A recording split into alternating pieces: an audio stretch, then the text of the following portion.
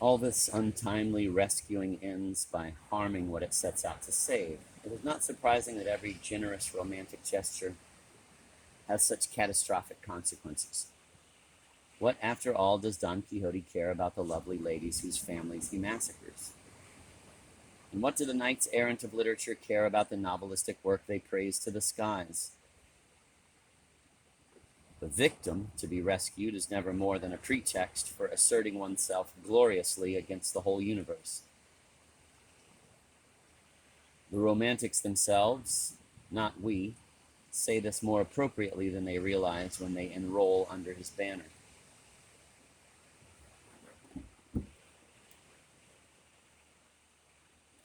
Nothing is more quixotic, certainly, than the romantic interpretation of Don Quixote. In fact, we must give the prize to the modern imitators of knight errantry.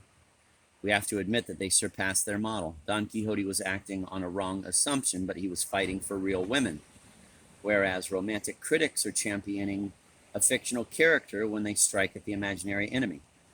Thus, they increase exponentially Don Quixote's habitual extravagance. Fortunately, Cervantes foresaw this peak of idealism and saw to it that his hero climbed it.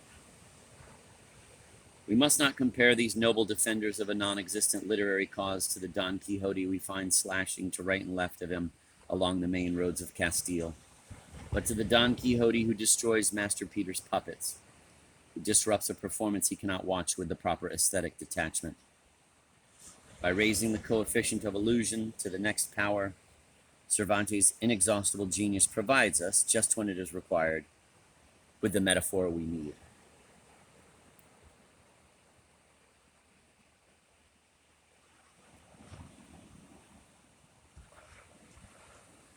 In Stendhal's case, the misinterpretation of the Romantics is less spectacular, but no less serious.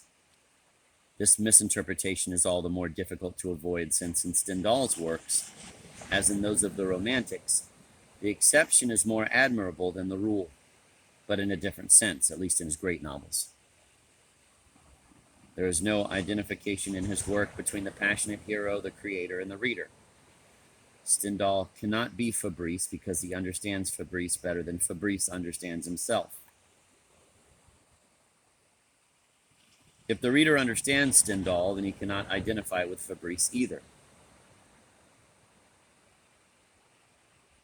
If the reader understands Vini, then he identifies with Chatterton. If he understands Sartre, he identifies with Roquentin. This is one of the main differences between the Romantic view of exception and Stendhal's.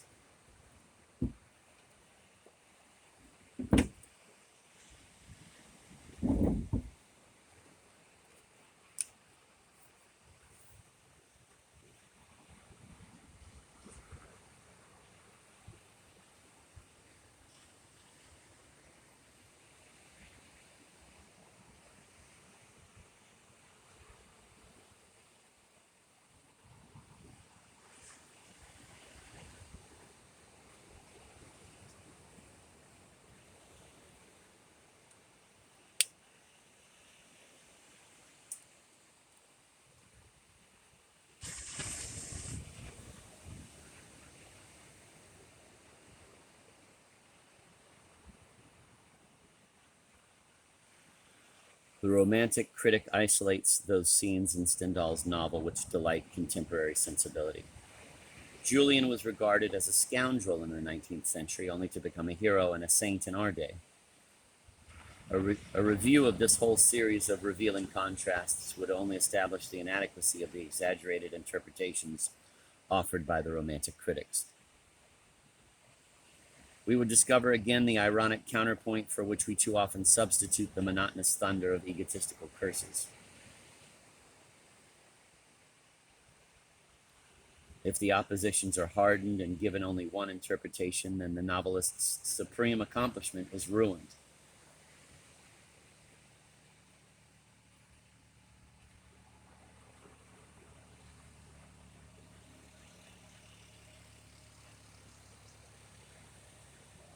A Cervantes or a Stendhal manages a sublime equality of treatment of self and other which is not compromised, but assured by the subtle dialectic of the rule and the exception.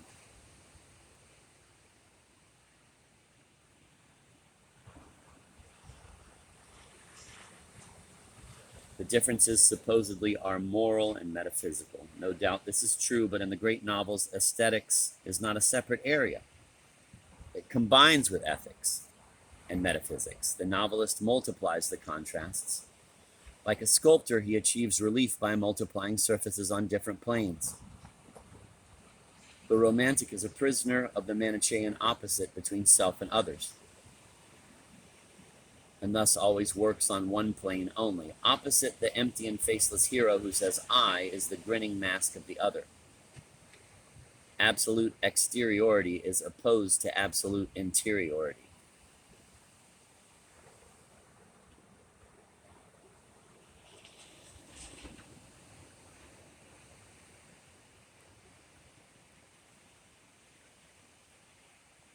The romantic, like the modern painter, paints in two dimensions. He cannot achieve novelistic depth because he is unable to reach the other. The novelist goes beyond romantic justification. More or less surreptitiously, more or less openly, he crosses the barrier between self and other. This memorable crossing, as we shall see in the last chapter, is recorded in the novel itself in the form of a reconciliation between hero and the world at the moment of death. It is at the conclusion, and only then, that the hero speaks in the name of the author. And the dying hero always renounces his past existence.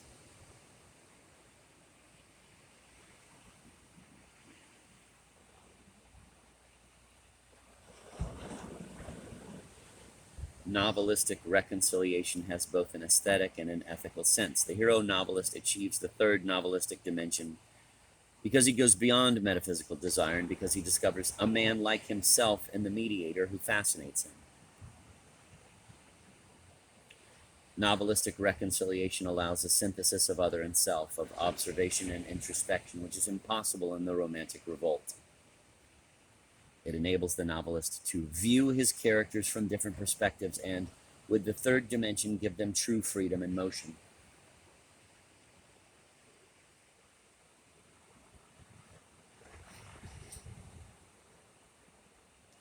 The Stendhalian exception always flourishes in ground which would appear most unfavorable to his development.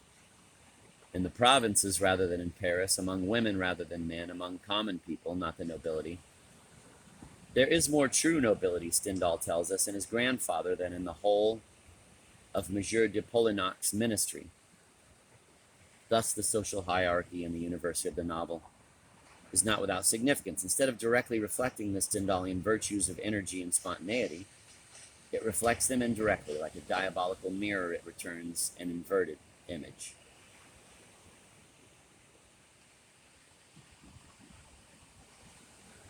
Stendhal's last heroine, Lamille, La Fille du Diable, combines in her charming person all the signs of the elect which the Vaniteaux mistake for curses.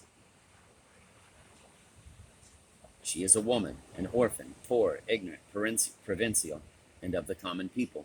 But Lamille has more energy than the men, more distinction than the aristocrats, more refinement than Parisians, and more spontaneity than would-be wits.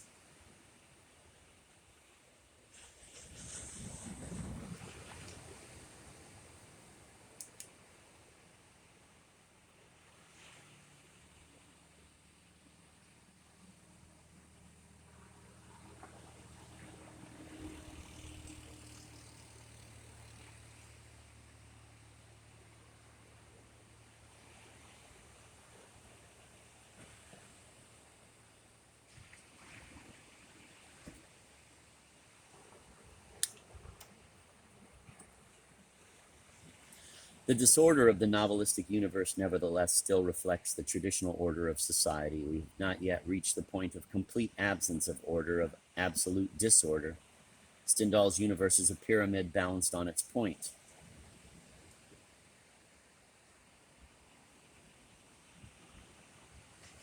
This almost miraculous balance cannot last, for it belongs to the period immediately following the Revolutionary era.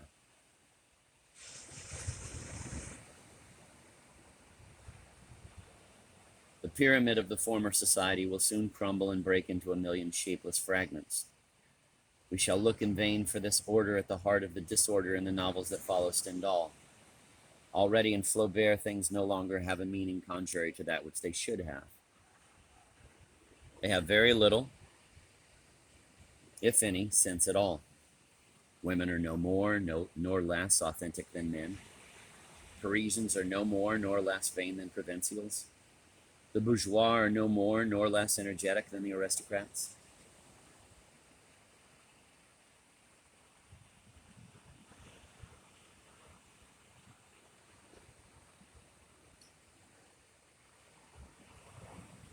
In this universe of Flaubert's, spontaneous desire has not disappeared. It never completely disappears, but the exceptions have decreased in number and importance. Above all, they no longer develop with the sovereign ease of Stendhal's hero. They always get the worst of the conflict, which puts them in opposition to society. The exception is a stunted blade of grass growing between huge paving stones. It is not merely an author's whim or his particularly peevish humor which is responsible for curtailing the role of spontaneous desire in the universe of the novel. It is rather the progress of ontological sickness.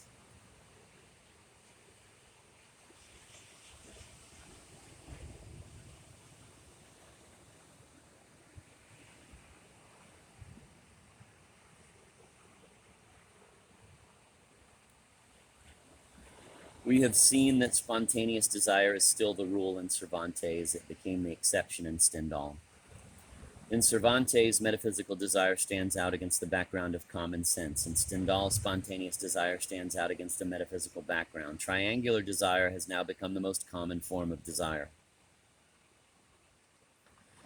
Admittedly, we ought not to draw too rigorous conclusions from this technical reversal. We must not look for the expression of a statistical truth about desire in a novelistic work. The choice of a method depends on an infinite number of factors, not the least of which is a very legitimate regard for what would be effective.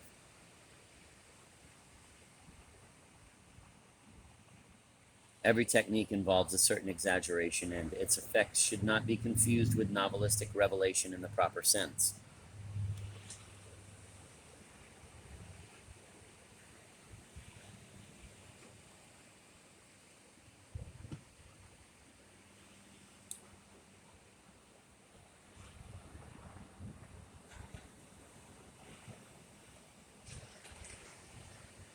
Nevertheless, the choice of opposite techniques in Cervantes and Stendhal is significant.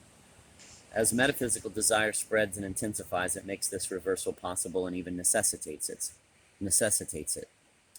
Metaphysical desire becomes more and more universal. In Cervantes, novelistic revelation is centered in the individual. In Stendhal and the other novelists of internal mediation, the emphasis moves toward the collectivity.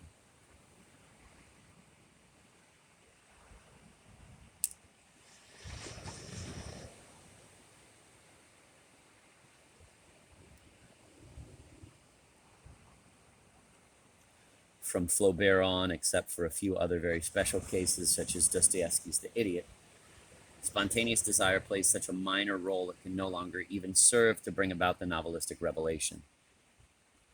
The exception in the case of Flaubert carries with it a certain indirect and negative social significance.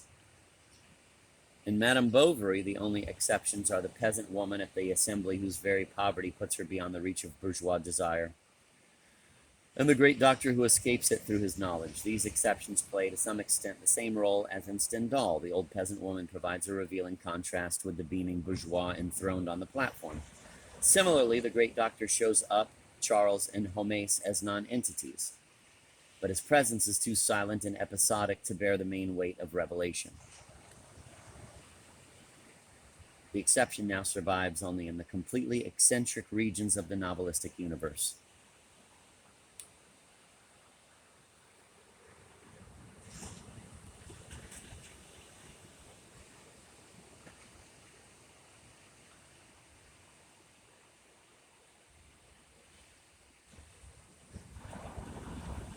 The opposition between Madame de Renal and her husband, and between Madame de Renal and the citizens of Verrières, is truly essential.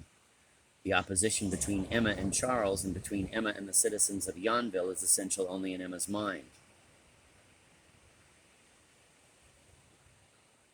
When the contrasts remain, their power of revelation is slight. In most cases, everything melts into a grayish uniformity.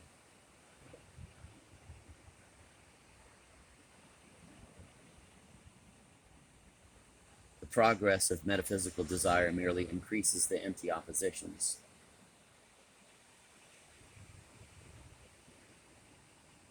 It weakens the concrete oppositions or banishes them to the far boundaries of the novelistic universe. This advance of metaphysical desire is made on two different fronts. The ontological sickness grows worse in the areas already contaminated, and it spreads to areas thus far spared. This invasion of virgin territory constitutes the real subject of Madame Bovary.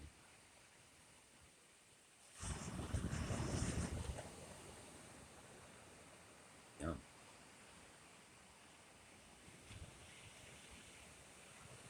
In order to locate the heroine in the mainstream of a history of metaphysical desire, we must turn again to the perceptive definition of one critic of Flaubert. Quote, Madame Bovary is Madame de Renal a quarter of a century later, end of quote.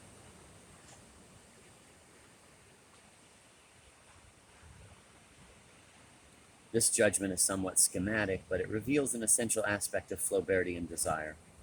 Madame Bovary belongs to the upper regions of triangular desire. She is suffering the first onslaught of a disease which makes its initial appearance through external mediation. Although chronologically it follows the works of Stendhal, Flaubert's novel should precede them in a theoretical discussion of metaphysical desire. The evolution of metaphysical desire explains many differences between Stendhal and Flaubert. Every novelist finds himself faced with a particular moment of metaphysical structure. Thus, the technical problems never appear twice in the same terms.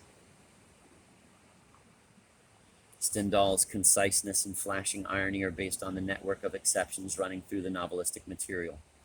Once the reader has been given the clue to the oppositions, the slightest misunderstanding between two characters immediately suggests the pattern of passionate vanity and reveals metaphysical desire.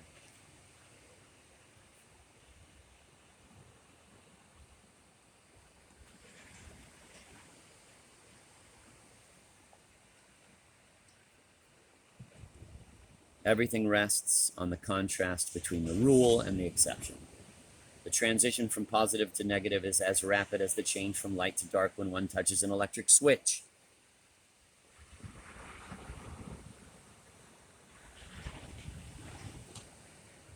From one end of a Stendhalian novel to the other, the lightning flashes of passion illuminate the shadows of vanity.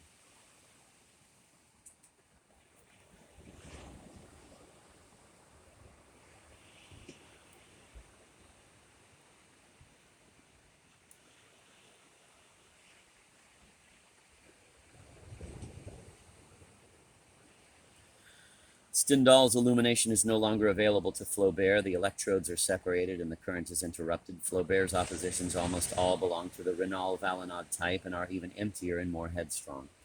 In Stendhal, the ballet of the two rivals unfolds before a witness who interprets it for us. Stendhal had only to show us Julien's inner smile to enlighten us on Monsieur de Renal's liberal conversion. In Flaubert, this light is missing. There is no height from which to survey the plain. Thus, we have to cross this immense bourgeois plain step by step.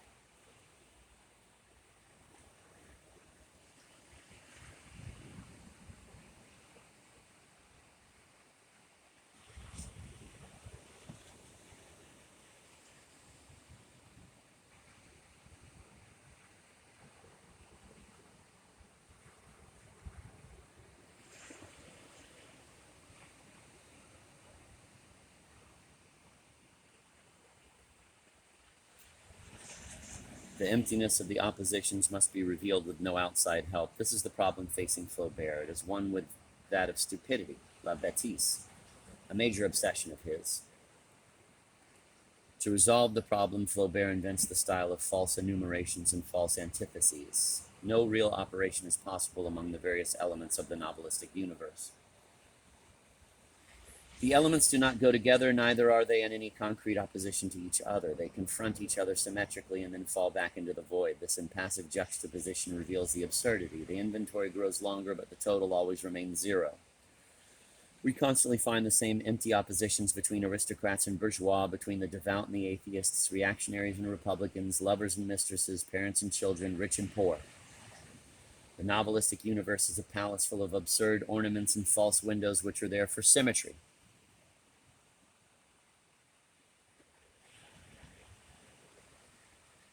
Flaubert's grotesque antitheses caricature the sublime antitheses of Hugo, or those categories on which the positivists base the classifications they believe to be definitive. The bourgeois is delighted with his illusory riches. Products of internal mediation, these opposed concepts bear their same relationship to authentic values as does the bizarre garden of Bouvard et Pécuchet to untouched nature. Flaubert's work is a discourse sur le pouls de réalité, which is infinitely more daring than that of André Breton. For the novelist is attacking science and ideology, the very essence of the bourgeois conception of reality, all-powerful at that time. The ideas of Flaubert's characters are even more devoid of significance than those of Stendhal's Vaniteau. They remind us of the useless organs of the body to be found frequently in the animal world, monstrous appendices whose existence in one species rather than another cannot be accounted for. One thinks of certain herbivorous animals and their enormous horns, whose only function is to entangle each other in endless sterile fights.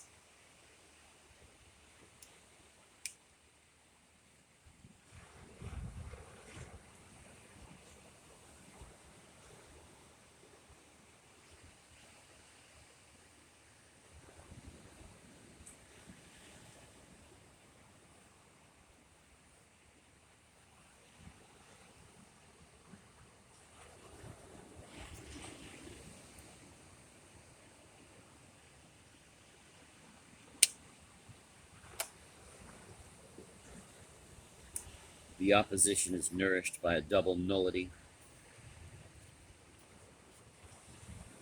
by an equal spiritual poverty on both sides. Homes and Bournisien symbolize the two opposed but interdependent halves of petty middle-class France. Flaubert's couples even think in this grotesque coupling like two drunks who keep their balance only by trying to upset each other. Homes and Bournisien lead each other on and finally fall asleep side by side, coffee cup in hand, before the body of Emma Bovary. As Flaubert's novelistic genius ripens, his oppositions become more futile. The identity of the contraries is drawn more clearly. The evolution ends in Bouvard and Pécuchet, who oppose and complement each other as perfectly as two knickknacks on a bourgeois mantelpiece. In that novel, modern thought loses what dignity and strength remained with the loss of continuity and stability. The rhythm of mediations is accelerated.